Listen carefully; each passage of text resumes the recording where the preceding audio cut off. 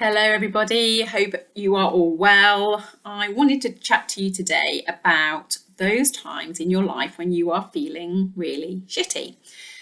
Something is off, but you are so busy getting on with all of the things that mums have to get on with that you don't even stop to work out why you are feeling so crap.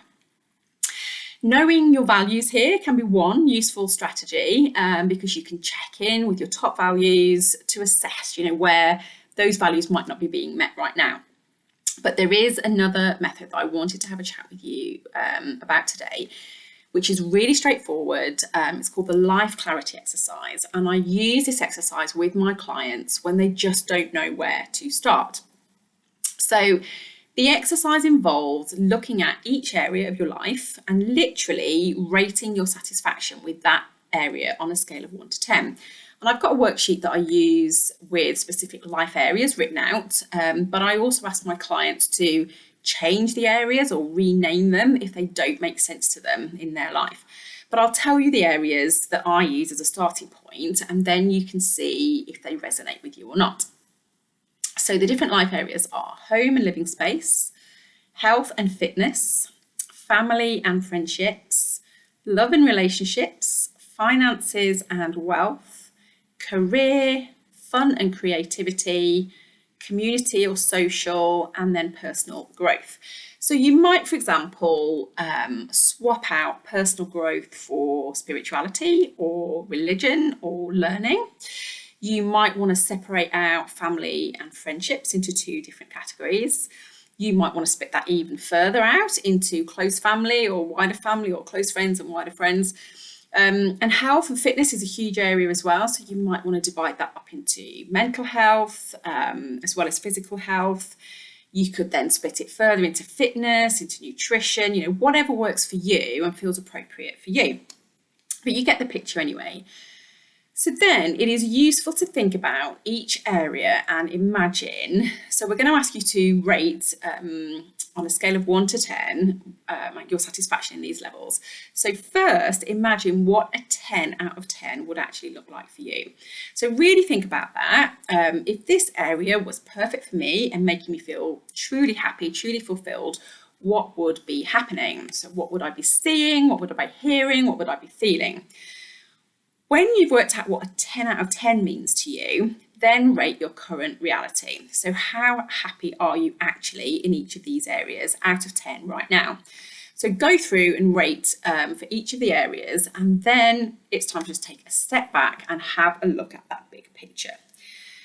Usually 1 or 2 jump out at you as being the areas that need some immediate attention. But pick the one that feels like it will have the biggest impact for you, or it's the easiest to work on right now, or just the one that jumps out at you saying, oh, this is the area I really want to work on.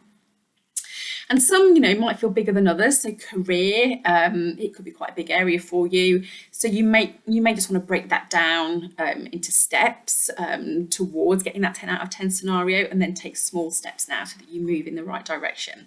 So the idea is that you set yourself some actions, and then you can start to increase your scores.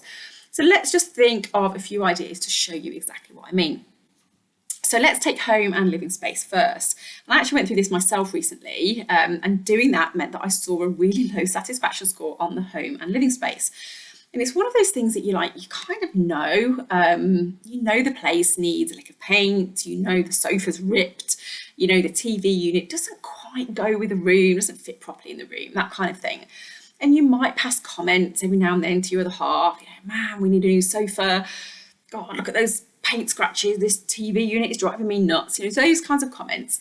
But then you get on with your own life. You just get on with the day-to-day, and you don't actually attend to those things that are niggling away underneath at you.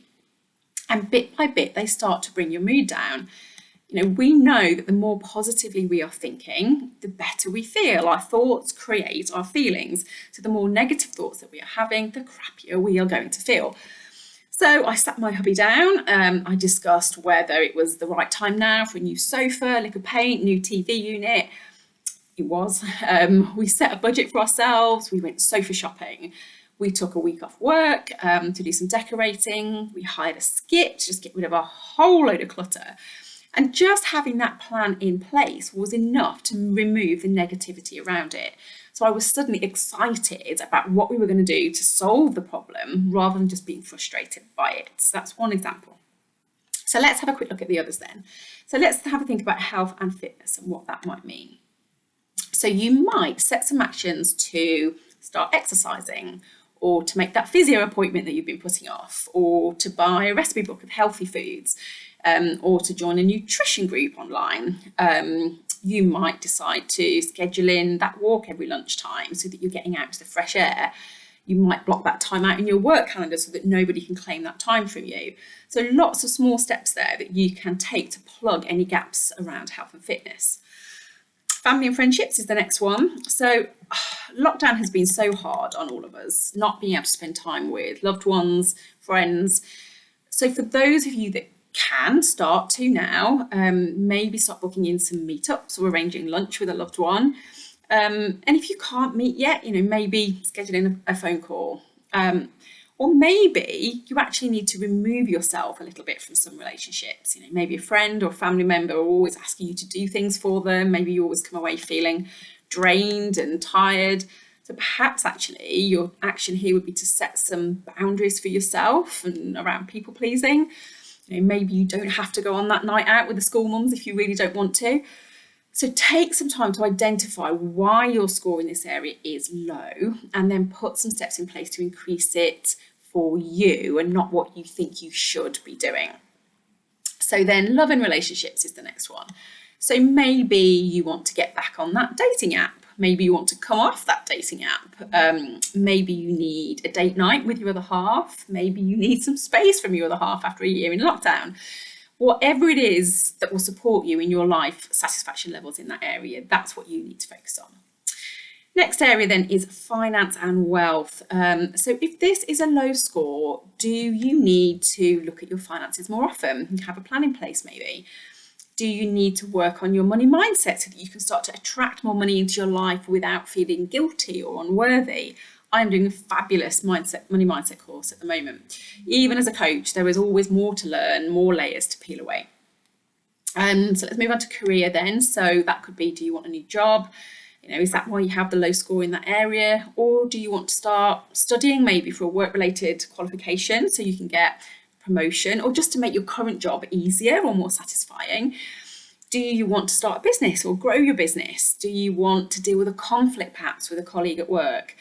Do you want to manage your workload better? Do you want to start leaving work on time more often? What is it that stands out to you around career if this is a low score for you?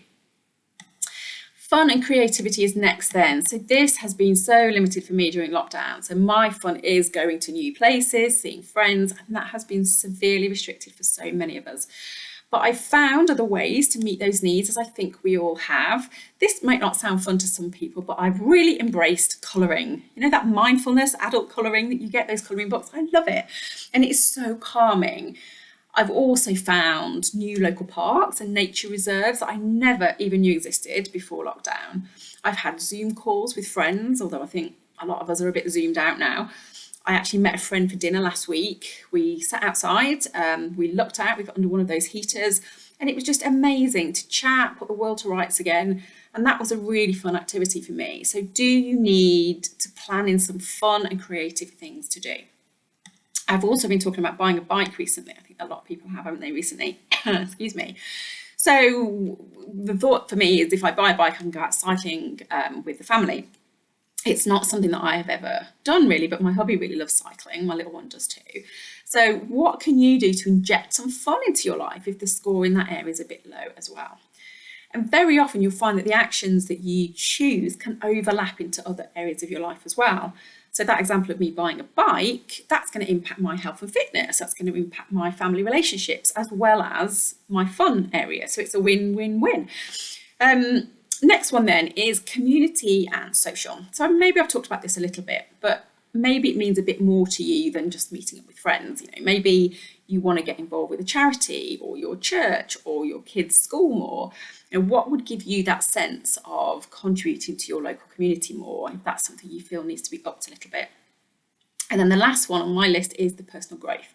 So again, call this whatever resonates with you. So for me, this means consuming lots of personal growth books, lots of courses, learning to understand myself more, being more clear about who I am, what I want from life, and the kind of person I want to be and how I want to show up in the world. But for you, it might be about learning a new instrument or a hobby or studying something that you've always wanted to. The point is that it is different for each of us.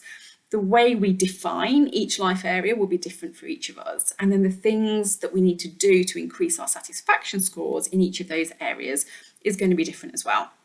But it's going through this process, it's a brilliant opportunity, however we define each life area, to just stop, to reflect on how things are right now, where you want them to be, and then to identify where you may want to focus your attention, so that your life satisfaction, fulfillment levels, they start to increase, which is what I'm all about as a coach. So that is the Life Clarity exercise. I would love to hear if you give that a go. Do share that with me if you do, and tell me what your actions are. And then also don't forget, I offer a free coaching session for everybody. So if you'd like the opportunity to just go through some of the that exercise and go through some of the actions and plan out your actions in your life, because everyone's life is different. If you want that opportunity, then just let me know and we can book you onto a free coaching call. Hope you all have a fabulous day. Bye.